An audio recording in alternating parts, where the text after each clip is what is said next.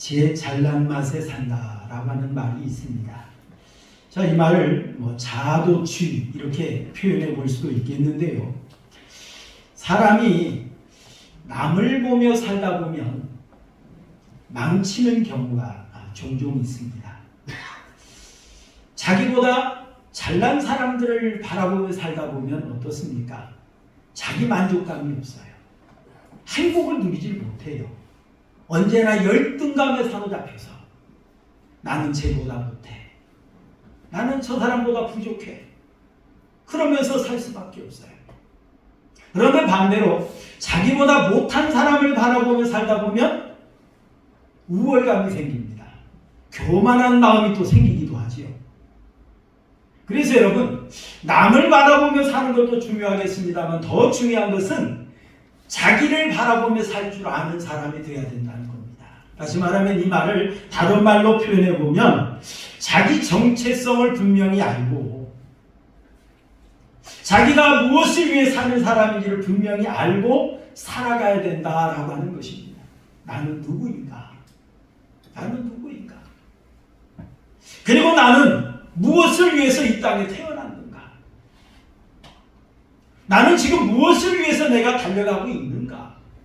이런 것들을 분명히 바라볼 줄 알고 사는 사람이 되어야 된다라고 하는 그런 말입니다. 오늘 바울 사도는 성도가 하나님의 은혜로 죄사함을 받았습니다. 그래서 의롭다함을 얻었지요. 하지만 아직도 우리가 구원을 받았지만 우리는 아직 연약한 육신의 몸을 입고 있습니다. 그래서 여전히 우리는 죄를 지을 수밖에 없는, 죄악 가운데 살 수밖에 없는 그런 존재임을 이야기를 했습니다. 그래서 우리가 7장에 살펴보았던 것처럼 정말 하나님의 말씀을 아는 대로 행하면 좋겠는데 알기는 알아요. 그러나 행하지 못하는 것 때문에 괴로워했어요. 또 자기 마음속에는 선을 행하기 원해요. 그러나 나도 모르게 악을 행하는 자신의 모습을 보니까 너무나도 괴로웠어요. 그래서 7장 24절 말씀에 오호라 나는 곤고한 사람이로다. 탄식할 수밖에 없었어요. 나는 정말로 참담한 사람이로다. 비참한 사람이로다. 그러면 탄식할 수밖에 없었어요. 그리고 이 사망의 몸에서 누가 나를 건져내랴 라고 할 수밖에 없었다라고 하는 것입니다. 여전히 우리가 이 갈등 속에, 이 고민 속에 우리가 살아가고 있습니다. 하지만 여러분 염려하지 마시길 바랍니다. 우리 로마서 8장 1절 2절 함께 보겠습니다. 우리 지난주에 살펴봤던 말씀이죠. 로마서 8장 1절 2절 함께 봅니다. 시작. 그러므로 이제 그리스도 예수 안에 있는 자에게는 결코 무엇이 없나니? 정죄함이 없나니. 이는 그리스도 예수 안에 있는 생명의 성령의 법이 죄와 사망의 법에서 너를 해방하겠습니다 라고 말했어요.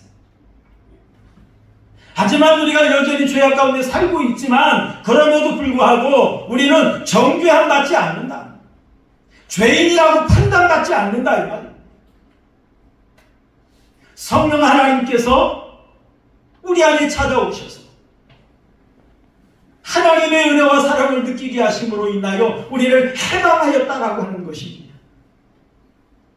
그래서 우리는 이제 성령의 인도하심을 따라 살아야 된다라고 하는 것을 로마서 8장에서 이야기를 합니다.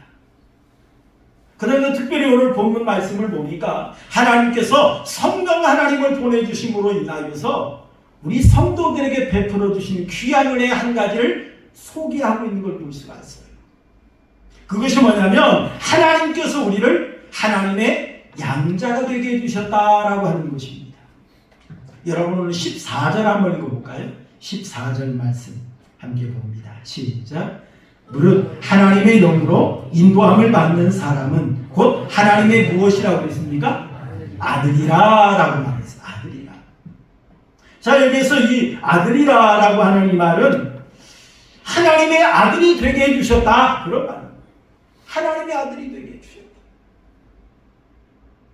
하나님의 영으로 인도함을 받는 사람은, 하나님의 영은 성령을 가리키는 거죠. 인도함을 받다, 인도하다, 때로는 강제로 끌고 가다, 그런 의미가 담겨있는 그런 말씀이에요. 성령 하나님께서 우리 마음에 찾아오셔서 우리 마음에 내주하고 계시면서 우리 마음을 이끌어 가십니다. 너는 하나님의 아들이야. 하나님이 너를 하나님의 양자 삼아 주셨어. 이런 것들을 믿어지도록 하신다는 거예요. 역사하신다는 겁니다. 여러분, 우리가 하나님의 아들 되고 싶다 해서 되는 것이 아닙니다. 인간의 노력으로, 인간의 열정으로, 인간의 몸부림으로 되어지는 것이 아니라 하나님의 놀라운 은혜로 되어지는 것임을 성경은 분명히 말씀하고 있어요. 여러분, 요한복음 1장 12절 13절 한번 읽어볼까요? 요한복음 1장 12절 13절 시작. 영접하는 자, 곧 그 이름을 믿는 자들에게는 하나님의 자녀가 되는 권세를 주셨으니 이는 혈통으로나 육정으로나 사람의 뜻으로 나지 아니하고 오직 하나님께로부터 난 자들이니라 라고 말했습니다. 전적인 하나님의 은혜로 말미암아 우리가 하나님의 아들, 하나님의 양자가 될 수가 있었다라고 하는 것을 말씀하는 것입니다. 여러분 15절도 한번 읽어볼까요? 로마서 8장 15절 함께 봅니다. 시작. 너희는 다시 무서워하는 종의 영을 받지 아니하고 양자의 영을 받았으므로 우리가 아빠 아버지라고 부르짖느니라 라고 말했습니다. 여러분, 우리가 다시 무서워하는 종의 영을 받지 않았다. 여러분은 무서워하다라고 하는 이 말은 두려움을 주다, 공포심을 주다, 그런 말. 율법 안에 서니까 우리는 율법과 나 자신을 비교해 보니까 나의 죄가 발견이 되어져요. 하나님의 무서운 심판이 두렵습니다. 무섭습니다. 그런데 로마서 8장 1절 말씀을 보니까 이제 그리스도 안에 있는 자에게는 결코 정죄함이 없다라고 말씀을 했어요. 그 이유가 뭐냐? 생명의 성령의 법이 죄와 사망의 법에서 해방하였기 때문이다. 이렇게 말을 합니다. 그래서 여러분, 무서워하는 종의 영을 받지 않았다라고 하는 이 말은 하나님께서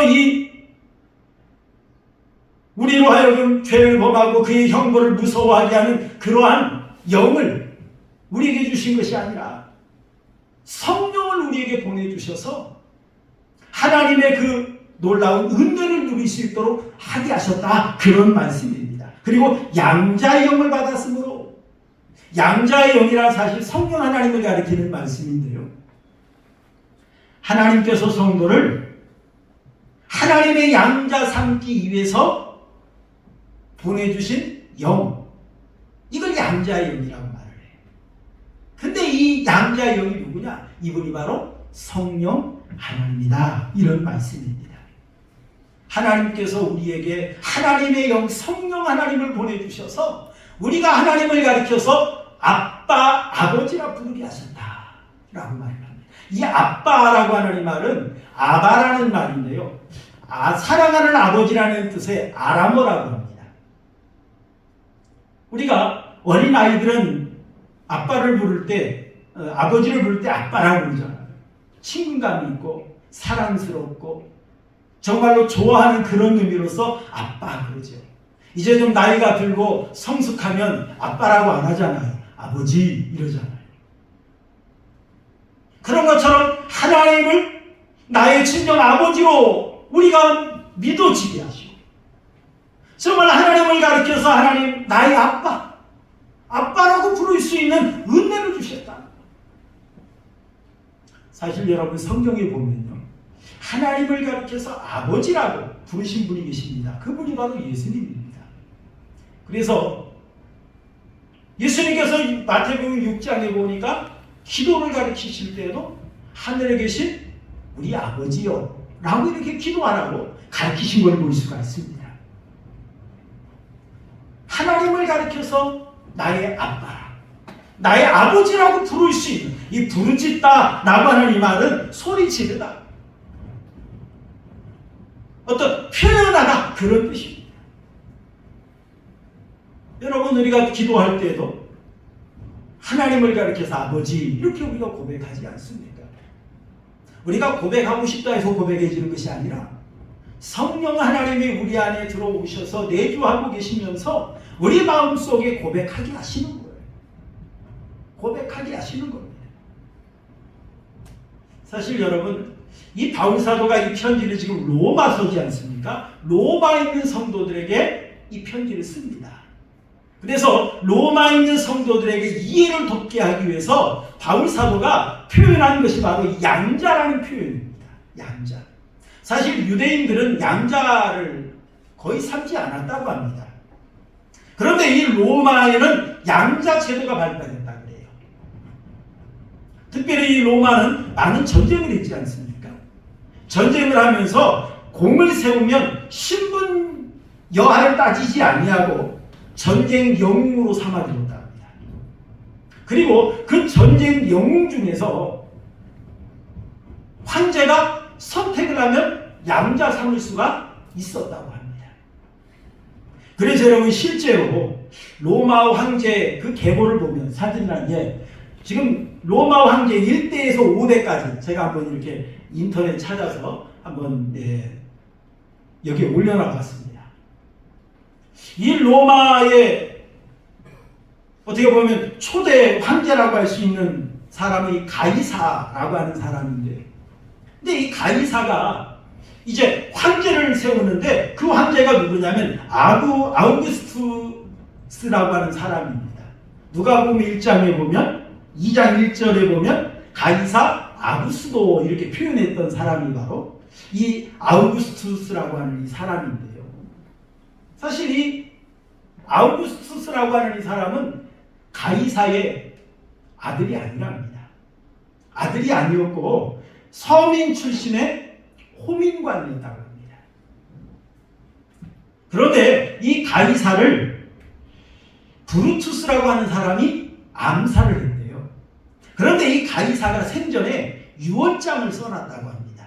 그 유언장에 아우구스투스를 나의 양자 삼노라 라고 하는 그 글을 남겨놨대요.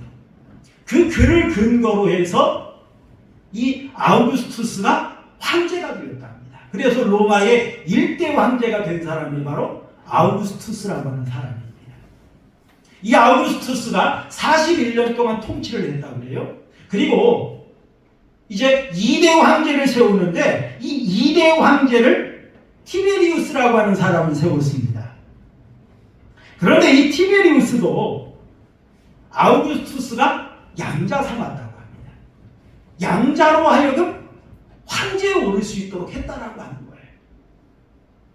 그러니까 여러분, 우리가 잘 아는 네로 황제라고 하는 사람이 있지 않습니까? 사실 우리가 미치광이 정신병자 이렇게 취급을 합니다만, 사실은 이 네로 황제가요, 정치를 아주 처음에는 너무 잘했답니다.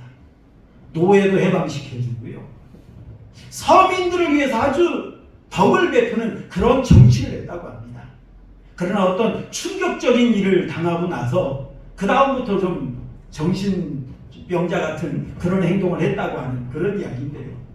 사실 이 네로도 노예 출신이었답니다. 노예였던 이 네로를 4대 황제였던 이 티베리우스라는 사람이 이 네로를 양자 삼은 거예요. 그래서 이 양자로 하여금 황제가 될 수 있도록 그렇게 했다라고 하는 것입니다. 여러분, 노예에서 해방되는 것만 해도 얼마나 놀라운 역사입니까? 그런데 노예가 변하여서 황제가 되었다. 여러분, 얼마나 놀라운 역사입니까? 사실 이처럼 로마 제국은 혈통 중심의 나라가 아니라 능력 중심의 사회였다는 거예요.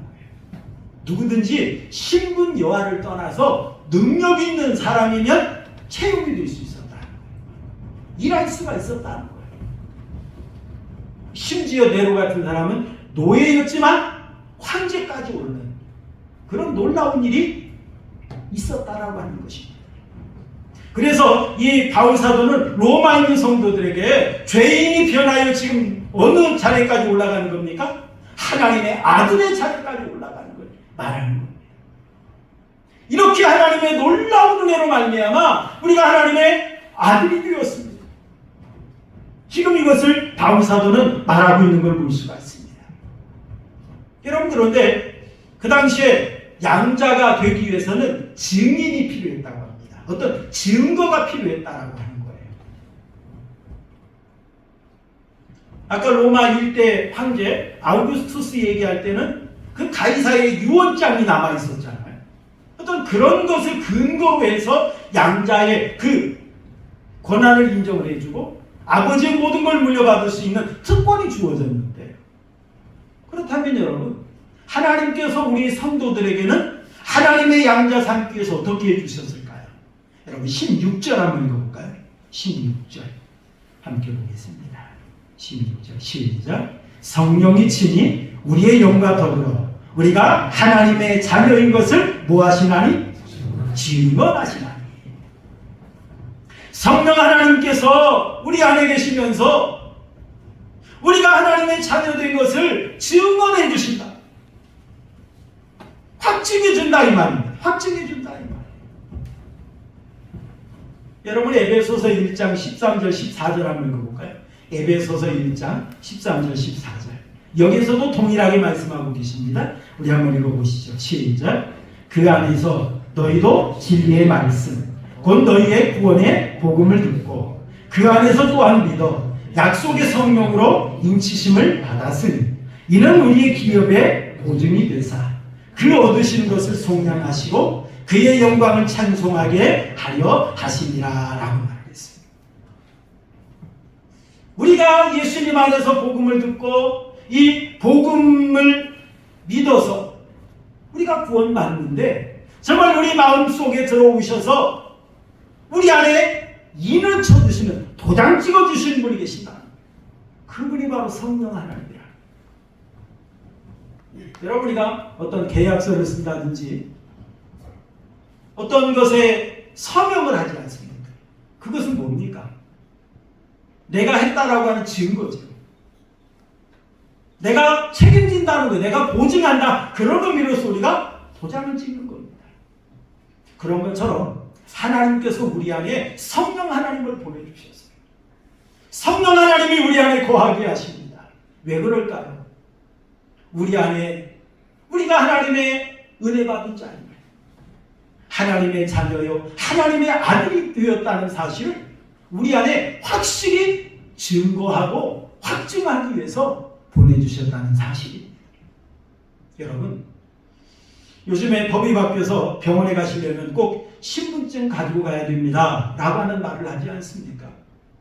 여러분, 신분증이 뭡니까? 신분증이라고 하는 것은 내가 어떤 사람인지, 내가 어디에 사는 사람인지 이걸 밝혀주는 것이 바로 신분증이에요. 이게 바로 신분증입니다. 그렇다면 여러분, 성도들에게 있어서 신분증은 무엇일까요? 성령 하나님입니다. 이게 바로 우리 신분증이에요.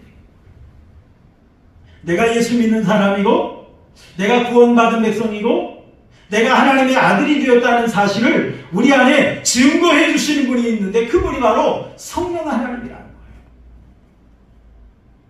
여러분, 우리 신분증은 발급처가 어디일까요? 하나님의 나라입니다. 그리고 이 신분증의 유효기간은 얼마나 될까요? 영원한 것입니다. 이 세상 끝까지 하나님께서 우리에게 신분증을 허락하셨는데 그분이 바로 성령 하나님이라고 하는 것입니다. 이 성령 하나님이 우리가 하나님의 아들 되었다는 걸 증명해 주고 계세요. 그렇다면 여러분, 하나님의 아들에게는 어떤 특권이 주어질까요? 우리 17절 한번 읽어볼까요? 17절 함께 보겠습니다. 시작. 자녀이면 또한 상속자 곧 하나님의 상속자요 그리스도와 함께한 상속자니 우리가 그와 함께 영광을 받기 위하여 고난도 함께 받아야 할 것이니라 라고 말했어요. 먼저 17절을 보니까 자녀이면 이렇게 말합니다. 자녀이면, 여러분, 자녀라고 하는 말은 자식이라는 뜻인데요, 가족관계를 말하는 거죠. 다시 말하면 아버지와 나와의 관계, 부자지간의 관계, 그걸 가리키는 거예요. 내가 아버지의 자식이라고 한다면 나는 아버지의 상속자다, 그런 말이죠. 나는 아버지의 모든 걸 물려받을 수 있는 그런 후사이다. 그런 뜻입니다. 그래서 여러분, 상속자는 아버지의 모든 것을 물려받을 수 있는 특권이 있잖아요. 특권이 있습니다. 로마 시대에 황제의 마음에 들어서 양자가 된 사람들은 어떻습니까? 황제가 가지고 있었던 부귀를 다 물려받을 수가 있습니다. 황제가 가지고 있던 권세를 가지고 세상을 다스릴 수가 있었습니다. 황제가 가지고 있던 명예를 자기 것으로 사용할 수가 있었습니다. 황제가 누리던 세상의 온갖 즐거움, 쾌락, 이 모든 것들을 누리며 살 수가 있었습니다. 여러분 한번 생각해 보시기 바랍니다. 노예였던 네로가 황제가 되었을 때 얼마나 좋았겠어요. 노예였을 때는 무시를 당했어요. 멸시를 당했어요. 손가락질 당했어요. 때로는 욕도 먹었을 거예요. 얼마나 무시를 많이 당했겠습니까? 조롱도 당하고. 그런데 황제가 되니까 사람들이 자기 앞에 와서 굽신굽신거려요. 꼼짝 못해요. 참 그런 모습을 볼 때 이 네로는 얼마나 좋았겠습니까? 여러분, 이처럼 한 나라의 황제가 되는 것도 놀라운 일인데 우리가 좀 작게 생각을 해볼까요? 어느 대기업의 총수가 우리 아버지예요. 여러분 얼마나 좋습니까? 많은 부귀영화를 누릴 수가 있잖아요. 아마 어찌 보면 그들이 받는 세뱃돈, 그들이 받는 세뱃돈은 아마 우리 보통 사람들의 월급 수준이 넘을 것이라고 저는 생각합니다. 우리가 뭐 보통 사람들이 주는 세뱃돈은 요즘에 좀 액수가 커져서 5만 원짜리 줍니다만 옛날에는 어때요? 1,000원짜리 주고 그랬잖아요. 그들은 아버지가 기업의 총수라는 것 때문에 엄청난 걸 누리고 살았어요. 시간이 좀 지났습니다만 우리나라의 H사의 정모 회장이 미국에 내연녀를 두고 두 딸을 낳은 사실이 정모 회장이 사망한 후에 밝혀졌습니다. 그래서 그 두 딸이 친자 확인 소송을 냈어요. 친자라는 것이 밝혀졌습니다. 그래서 그들은 아버지가 죽었지만 수많은 재산을 물려받을 수가 있었습니다. 왜요? 아버지의 딸이라는 것이 확인됐으니까. 여러분, 세상에서 부자의 아들, 딸이 되는 것도 놀라운 거예요. 엄청난 거예요. 그런데 여러분, 이런 것들은 세상에서만 누릴 수가 있습니다. 이런 것들은 죽는 순간 모두 다 사라지게 되는 것입니다. 그렇다면 여러분, 하나님께서 성도들을 위해서 예비하신 기업은 어떤 것일까요? 우리 말씀을 한번 읽어볼까요? 베드로전서 1장 4절 함께 보겠습니다. 베드로전서 1장 4절 시작. 썩지 않고 더럽지 않고 쇠하지 아니하는 유업을 잊게 하시나니 곧 너희를 위하여 어디에 간직한 것이라? 하늘에 간직한 것이라. 여러분, 하나님께서 너희를 위하여, 우리를 위해서 하나님께서 예비하셨다는 겁니다.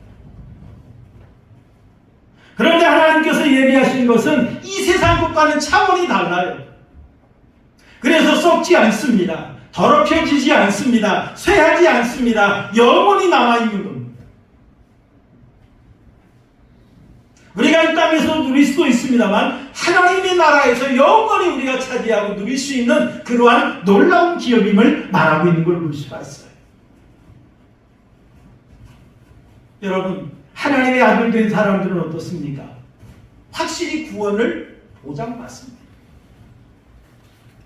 여러분, 아무리 내 자식이 나에게 잘못해도, 나에게 불효를 해도 부모는 자식을 사랑합니다. 우리 탕자의 비유에서 잘 읽어볼 수 있지 않습니까? 탕자가 아버지 재산을 가지고 가서 허랑방탕하고 다 탕진했지만 아버지는 어때요? 그 아들이 돌아오기를 학수고대하며 기대합니다. 그리고 그 아들이 돌아와서 나는 아들의 자격이 없으니까 품꾼이 하나로 품어달라고 했지만 이 아버지는 어떻습니까? 그게 무슨 말이냐? 손에 가락지를 끼우고 신발을 신기고 새 옷을 입히고 양에다가 잔치를 벌이면서 내 아들이 죽었다가 다시 살아났다 그러면서 맞이하는 게 이게 바로 아버지예요. 이게 아버지입니다. 여러분, 자식은 부모를 버릴 수 있을지는 몰라도 부모는 자식을 버릴 수가 없습니다. 여러분, 그렇다면 하나님께서 한번 하나님의 아들이라고 선택한 자를 버리시겠습니까? 구원을 포기하시겠습니까? 절대로 그런 일이 없다는 거죠. 하나님의 아들이 되면 구원을 확실히 보장받는 것입니다. 그러면 여러분, 하나님의 아들이면 언제든지 하나님 앞에 나아갈 수가 있는 거예요. 우리 딸들이 저희 집에 들어올 때 노크하고 누르지 않습니다. 초인종 누르지 않습니다. 요즘에 비밀번호 있으니까 비밀번호 눌러가지고 들어옵니다. 들어갈까요? 묻지도 않습니다. 들어가도 되나요? 허락받지 않습니다. 왜요? 내 집이거든요. 내 집 들어가는데 왜 허락이 필요해요? 내 아버지한테 나아가는데 무슨 절차가 필요해요? 그런 거 필요 없어요. 하나님의 아들이 되니까 언제든지 하나님 앞에 나아갈 수가 있는 거예요. 하나님의 아들들은 천사의 섬김을 받습니다. 하나님의 영으로 인도함을 받습니다. 하나님의 한없는 사랑을 받습니다. 여러분, 하나님께서 하나님의 아들이기에 주어지는 놀라운 은혜가 넘치도록 우리에게 부어주셨다는 사실. 여러분, 갈라디아서 4장 5절에서 7절 한번 읽어볼까요? 먼저 5절에서 6절 먼저 한번 읽으시죠. 갈라디아서 4장 5절에서 6절 시작. 율법 아래 있는 자들은 속량하시고 우리로 아들의 명분을 얻게 하려 하십니다. 너희가 아들이므로 하나님의 그 아들의 영을 우리 마음 가운데 보내사 아빠 아버지라 부르게 하셨느니라. 자, 우리 마음 속에 성령 하나님을 보내셔서 아빠 아버지라고 부를 수 있도록 해주었죠. 우리 7절 한번 읽어볼까요? 7절 함께 봅니다. 시작.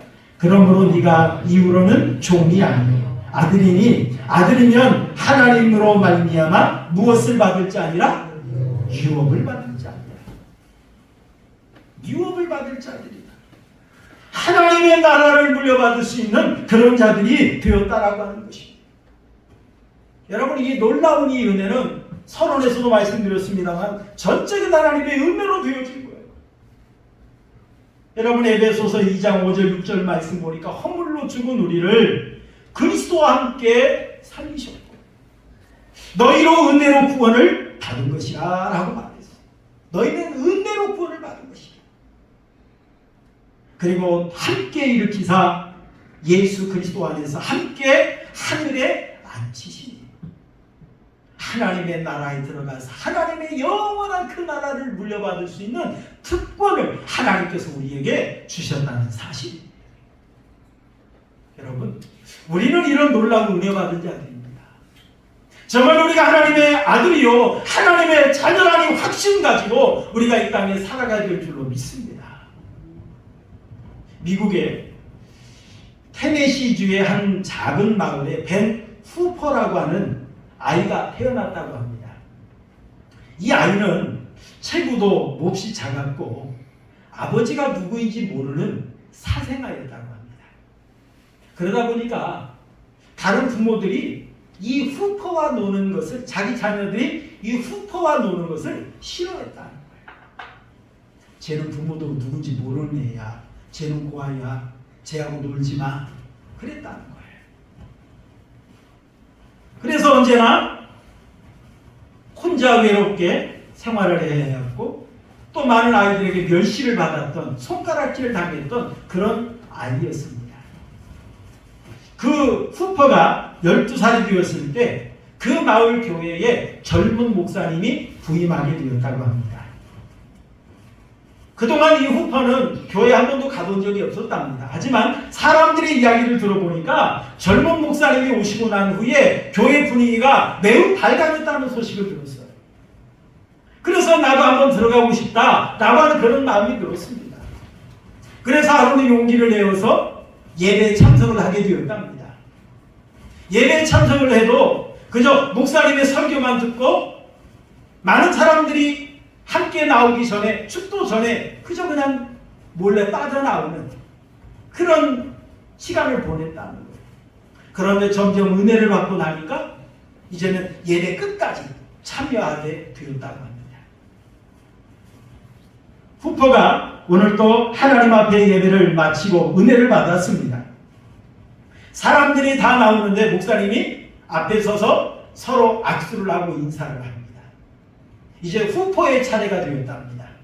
그때 목사님이 후퍼를 가리켜서 네가 누구 아들이더라? 라고 하면서 묻더랍니다. 그때 사람들이 이 후퍼의 눈치를 보기 시작했다는 거예요. 왜냐하면 고한데 네가 누구 아들이더라? 그러니까 깜짝 놀랐지. 그때 목사님이 갑자기 말을 바꿔서 이렇게 말을 합니다. 그래, 네가 누구 아들인지 알겠다. 너는 네 아버지를 닮았기 때문에 내가 금방 알 수 있어. 너는 하나님의 아들이야. 네 모습을 보면 내가 얼마든지 알 수 있어. 그랬답니다. 그랬더니 이 아이가 도망치듯 나가더라는 겁니다. 그런데 그 아이의 뒷모습을 가리켜서 목사님이 한마디 더 했답니다. 너는 하나님의 아들이니까 하나님의 아들답게 훌륭하게 살아라. 그렇게 말을 했답니다. 이 후퍼가 나중에 성장을 해서 그 테네시주의 주지사가 되는 그런 사람이 되었다는 거예요. 이 목사님의 말 한마디. 너는 하나님을 닮았어. 너는 하나님의 아들이야. 이 말을 듣고 나니까 용기가 생기더라는 거예요. 그래서 나중에 이 후퍼가 간증하기를 그때 그 목사님을 만나서 내가 하나님의 아들이라는 말을 듣던 그날 나는 새로 태어났습니다. 이렇게 고백을 했다는 거예요. 여러분, 이 고아인 이 아이도 너는 하나님의 아들이야. 너는 하나님 닮았어. 이 말 한마디를 가지고도 놀라운 은혜가 되고 변화가 있더라는 거죠. 여러분, 정말 하나님께서 우리를 하나님의 아들 삼아주셨다는 사실을 여러분 믿으시길 바랍니다. 하나님의 아들 삼아주셨어요. 그래서 하나님께서 우리를 그냥 너는 내 아들이라 선포한 것으로 그친 것이 아니라 우리 마음속에 성령 하나님을 보내주셨어요. 하나님의 은혜가 느껴지게 하시고 하나님의 사랑이 그 사랑의 말씀이 믿어지게 하십니다. 하나님을 가리켜서 나의 아버지라고, 예수님을 가리켜 나의 주님이라고 고백할 수 있는 은혜를 주셨습니다. 여러분, 얼마나 그것이 귀한 것입니까? 얼마나 놀라운 역사입니까? 그러므로 여러분, 사랑하는 성도 여러분, 이제 우리는 분명하게 하나님의 아들이라는 확신과 이 정체성을 가지고 살아가는 우리 성도님들이 되시기를 주님의 이름으로 축원합니다. 우리는 하나님의 아들이에요. 우리는 하나님 나라에서 영원히 살 사람들입니다. 우리는 하나님의 나라를 물려받고 살 하나님의 상속자. 여러분이 자부심을 가지시고 여러분 이 세상 사람답게 사는 자가 아니라 하나님의 아들답게, 하나님의 상속자답게, 하나님의 말씀대로 살아가는 우리 성도님들의 삶이 되시기를 주님의 이름으로 축원합니다. 우리 말씀 생각하면서